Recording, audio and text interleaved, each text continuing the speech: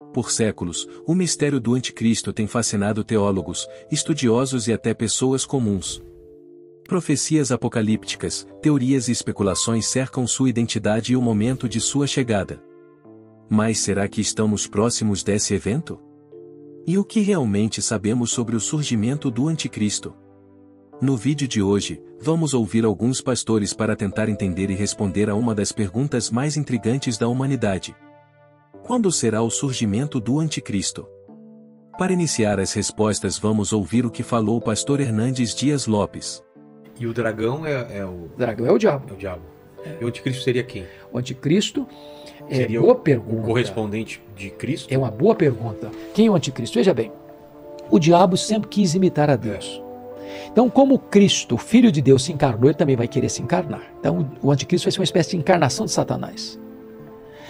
Como Cristo morreu e ressuscitou, ele vai ter um simulacro de ressurreição. Como Cristo sela o seu povo com o Espírito Santo, ele também vai querer marcar os seus com o sinal da besta. Então, o anticristo tem nome de homem. Está escrito lá. Nome de homem. Vai receber todo o poder de Satanás. E Mas é humano, então. É humano. É humano. Olha aqui o que está escrito em Apocalipse 13.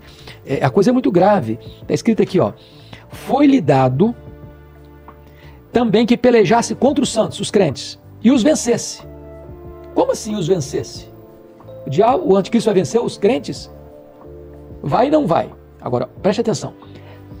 Deu-se-lhe ainda autoridade sobre cada tribo, povo, língua e nação, e adorá-lo-ão todos os que habitam sobre a terra, aqueles cujos nomes não estão escritos no livro da vida do Cordeiro, que foi morto desde a fundação do mundo.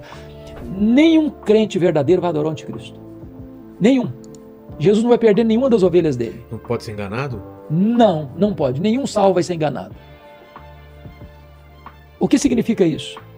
Significa o seguinte, que é como se o anticristo chegasse para você e falasse, ou você nega Jesus ou eu te mato. Aí o crente diz, eu prefiro morrer do que negar Jesus. Aí o cara mata o cidadão. O anticristo venceu, matou. Mas aquele que é de Cristo venceu, porque está escrito aqui, ó, no 12. Eles, pois, o venceram por causa do sangue do Cordeiro e por causa da palavra do testemunho. Ou seja, palavra do testemunho é martiria no grego. Quando um crente morre pela sua fé, ele está vencendo o diabo. O que o diabo queria era que ele se apostatasse da fé. Então, morrendo por causa da sua fé, ele vence o diabo. Então, nenhum crente vai seguir o anticristo, mas todos os que não são verdadeiramente convertidos vão seguir o anticristo. O segundo a responder sobre a questão do anticristo foi o pastor Paulo Júnior. Acompanhe. O anticristo já está na terra. O anticristo já trabalha na terra. O anticristo já está na terra. Ele só ainda não se encarnou na figura de um homem, mas ele já está, como você sabe. Segundo a Tessalonicenses, Paulo está tirando as dúvidas dos tessalônicos com relação à segunda vinda de Jesus. Preste atenção. E ele está dizendo que a volta dele não será antes que se manifeste o homem do pecado, o anticristo. Todavia, o mistério da iniquidade já opera. O anticristo não se encarnou, ou pelo menos não se manifestou, mas o espírito dele já está entre nós. Quando Paulo falou, o mistério da iniquidade já opera, já trabalha, já está na terra. Ele está dizendo, o anticristo não se encarnou na figura de um homem, mas o seu espírito já trabalha e já opera. Já? Aonde? Ideologia de gênero, exposição cultural do Banco Santander, exposição de arte aqui no Museu de São Paulo, propaganda com o sabão em pó Omo, o espírito da iniquidade. Isso já é o anticristo. Tá, mas qual que é a função do anticristo? Esse que se levanta e se opõe contra tudo que é de Deus. Principal função dessas entidades, esse viés, presta atenção.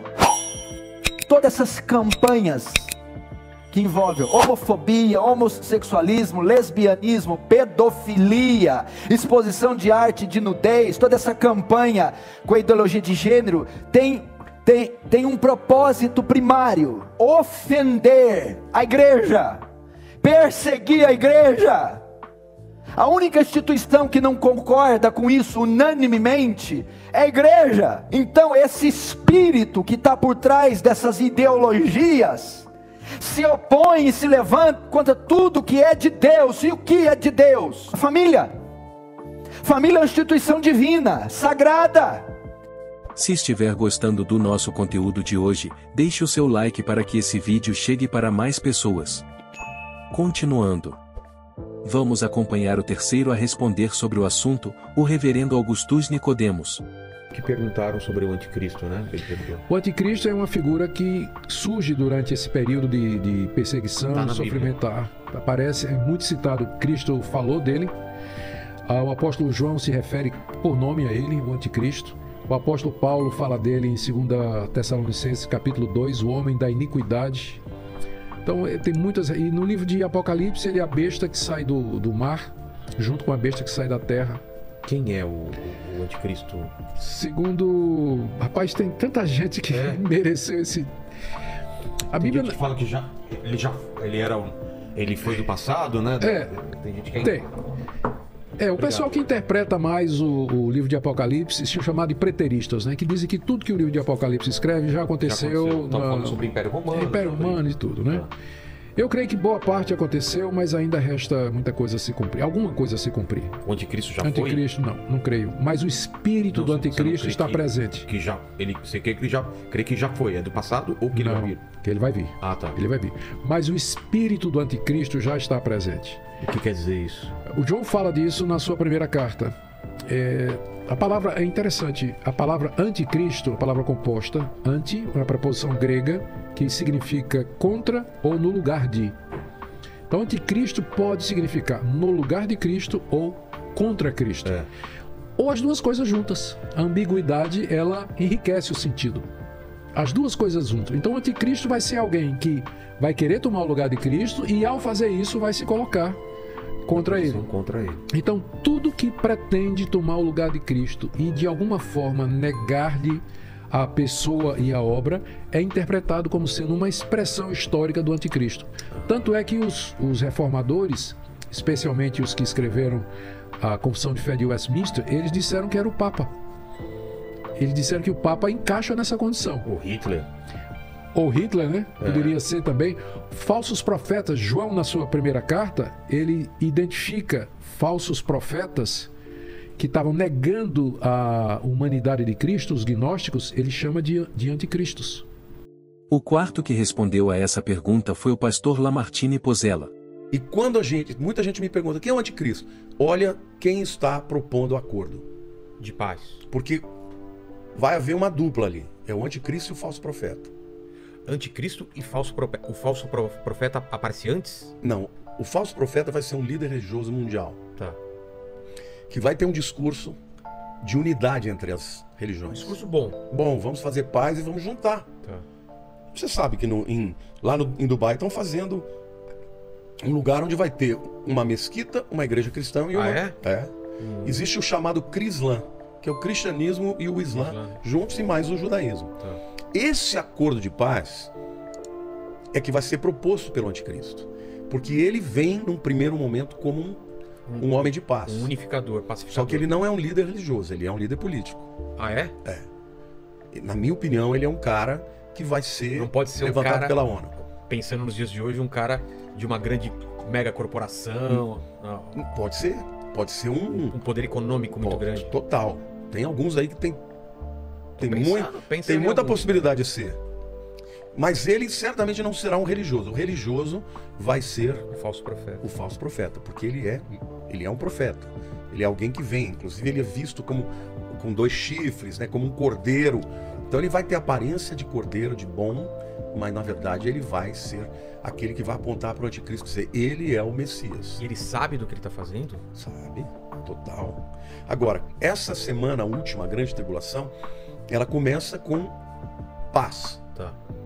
Na hora que eles fazem... Mas não tem também, desculpa interromper, não tem também o Templo de Salomão? Sim, então eu vou chegar lá. É depois? Tá, então começa com a paz. Então, começa com a paz, e um dos aspectos que serão assinados no acordo é que Israel vai poder reconstruir o templo lá no Monte Moriá. Entendeu? Por quê? Qual que vai ser o argumento? O judeu adora na sexta, né? O Shabat começa na sexta. Não, desculpe, o muçulmano. É durante a sexta. O Shabat do judeu começa na sexta, depois das 18 horas, e vai até o sábado. O Shabat é do judeu. E o domingo da igreja. Certo. O quinto a falar sobre o assunto do anticristo foi o pastor Rodrigo Silva. Veja isso. Porque se eu ficar com a manchete de jornal na mão, qualquer coisa que eu interpreto como a besta do Apocalipse. Eu posso falar que é o Macron, posso falar que é Trump, eu posso Elon falar Musk. que é Elon Musk, qualquer um é a besta do Apocalipse. Teve um autor dos anos 60 que dizia que a besta do Apocalipse era a televisão. Que as TVs antigas tinham aquelas duas anteninhas e parecia um fala que chifre. ela tinha 2 chifres, sabe? O que seria a besta do Apocalipse? Bom, os primeiros pais da igreja, os primeiros cristãos, ali depois do período apostólico, sempre interpretaram a besta do Apocalipse como sendo algo relacionado a Roma, ao Império Romano, que era o opressor da igreja naquela época, que era o que oprimia a igreja. Por exemplo, vou lembrar aqui, o Irineu de Lyon. Irineu de Lyon, que foi discípulo de Policarpo, que foi discípulo de João, então ele estava bem perto ali da fonte apostólica. O Irineu de Lyon falava o seguinte: olha, o número 666, que alguns manuscritos até traduziam como 616, ele fala assim, o nome que dá isso aqui é Lateinos, em grego. Lateinos significa o império dos latinos, dos romanos. Sim. Então era alguma coisa ligada a Roma. Eles sabiam que tinha alguma coisa ligada com Roma. Roma era codificada, codinominada, né? De Babilônia. Ah, é? Tanto é que o Pedro, quando escreve a carta dele, ele fala assim, aos irmãos que estão na Babilônia. E na cultura judaica sempre chamava Roma pelo codinome de Babilônia, porque o maior opressor do povo de Israel no Antigo Testamento não foi o Egito, foi a Babilônia. De todos os opressores que Israel teve, aquele que mais trouxe traumas era a Babilônia. Entendi. Tanto é que quando você queria falar alguma coisa do mal, era a Babilônia. O mal vem do norte, que a Babilônia veio do norte. Mais do que a Assíria, mais do que os persas, mais do que Antíoco Epifânio, grego, todos foram opositores do povo de Deus. Sim. Os persas teve gente que opôs, o Antíoco Epifânio, mas assim, aquele que na época do Novo Testamento, todo mundo era a Babilônia. Você tem vários textos judaicos falando da Babilônia, mas é codificando Roma. Ao longo da história, o surgimento do anticristo tem sido um tema de muita especulação e interpretações diversas. Embora as profecias ofereçam algumas pistas, a verdade é que ninguém pode afirmar com certeza quando ou como ele aparecerá. O que nos resta é estarmos atentos, não apenas aos sinais, mas também ao nosso próprio entendimento do bem e do mal. O surgimento do anticristo pode ser um mistério, mas a escolha de como vivemos hoje está em nossas mãos. E você, o que acha? Deixe sua opinião nos comentários e continue acompanhando nossos vídeos para mais reflexões sobre este e outros temas importantes. Agradecemos a sua audiência e por ter chegado até aqui. Ajude esse vídeo a chegar a mais irmãos e irmãs em Cristo, deixando seu like, comentando sobre o conteúdo de hoje, se inscrevendo e compartilhando. Assim você estará ajudando ao nosso canal. Fique na paz e até a próxima. Um forte abraço.